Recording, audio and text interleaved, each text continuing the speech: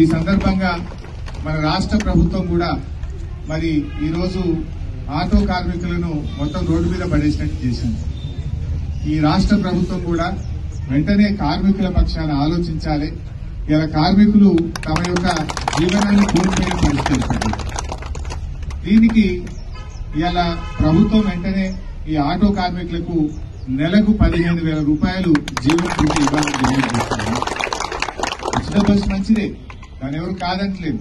ఇంకా బస్సులు పెంచండి. ఇంకా మారుమూల ప్రాంతాల్లో చాలా ఊర్లకు బస్సులు పోతలేవు, అక్కడికి కూడా బస్సులు వేయండి. కానీ మరి కార్మికులు దాదాపు 6 లక్షల మంది ఆటో కార్మికులు ఈ రాష్ట్రంలో ఉన్నారు. మొన్న ఈ మధ్యనే హైదరాబాద్ లో ఒక ఆటో కార్మికుడు ఆత్మహత్య చేసుకున్నాడు. ఏంది ఇబ్బంది అని తెచ్చుకుంటే ఆయన మంత్లీ ఇన్స్టాల్మెంట్ కట్టలేకపోతున్నాడు. ఈఎంఐ ఉన్నది బ్యాంకులో, క్రెడిట్ ఫైనాన్స్ కంపెనీలో ఉన్నది.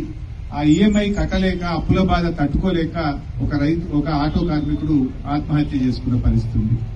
మరి ప్రభుత్వం ఒక మంచి పని చేస్తూ ఇంకొకరు ఉసురు పోసుకోవద్దు కదా, మరి వీళ్ళని కూడా కాపాడుకోవాల్సిన బాధ్యత ఉంది.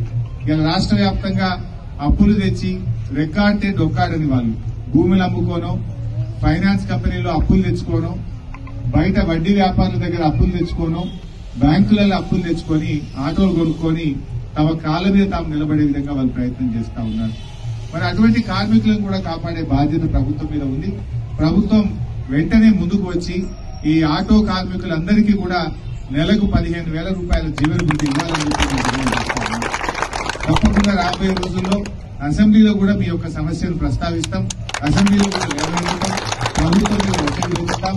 ఆటో కార్మికులకు న్యాయం జరిగేదాకా కూడా మేము మీ వెన్నంటి ఉంటామని చెప్పి కార్మికులందరికీ కూడా మనవి చేస్తా ఉన్నాం. అదేవిధంగా ఈ గేమ్స్ అనేది కూడా చాలా మంచి కార్యక్రమం. మీలో ఒక నూతన ఉత్సాహాన్ని కలిగిస్తుంది, స్పోర్టివ్నెస్ ను పెంచుతుంది. మరి ఈ గేమ్స్ కూడా శారీరక దారుఢ్యాన్ని పెంచుతూ మీ ఆరోగ్యాన్ని కాపాడడానికి కూడా ఎంతగానో ఉపయోగపడుతుంది.